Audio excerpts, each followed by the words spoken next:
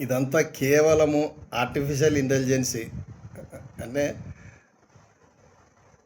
చూడండి, ఒకసారి ఇట్లా మనము కేవలము ఆర్టిఫిషియల్ ఇంటెలిజెన్సీ ద్వారానే ఈ యొక్క వేషధారణ, ఇది యథార్థం కాదు.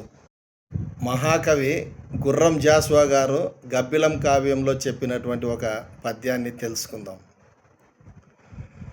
భోగులాహరించి భుక్తి కన్నుల చూచి పరమ పేదలు దుఃఖపడని చోటు, సాంఘికాచార పంచాస్య ఘర్షణమున బెదరక జ్ఞానంబు పెరుగు చోటు, జాతి వైషమ్య రాక్షస పదాహుతి చేసి కందక కలలు పెంపొందు చోటు, పరిపాలక క్రూరతర కరాశికి లొంగిపోక స్వేచ్ఛాలక్ష్మి పొదలు చోటు, అనాథ బిడ్డల చూడ నెయ్యంపు సుతుల ముద్దులాడని గుణ నిధుల్ పుట్టు చోటు, చెప్పే కదమ్మ చూచి వచ్చితివే నీవు నిశ్చయంబుగా నివాసముండెదను నేను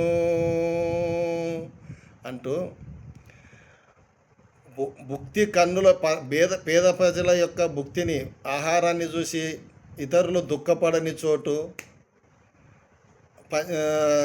జ్ఞానము పెరుగు చోటు, కళలు పెంపొందు చోటు, అనాథ బిడ్డలని చూసి సొంత బిడ్డలను కన్నా నీసడించుకునే చోటు, అటువంటి చోటు ఏదైనా ఉంటే చూసి వచ్చింటివి కదమ్మా, చెప్పవే, నేను అక్కడ నిశ్చయముగా నివాసం ఉండేదను నేను అని తన గబ్బిలం కావ్యంలో గబ్బిలంతో ఆ సందేశాన్ని పరమశివునికి పంపమని, కైలాసనాథునికి పంపమని చెప్పేటువంటి పద్యం ఇది. గుర్రం జాస్వా గారి యొక్క పద్యం గబ్బిలంలోనిది. Thank you.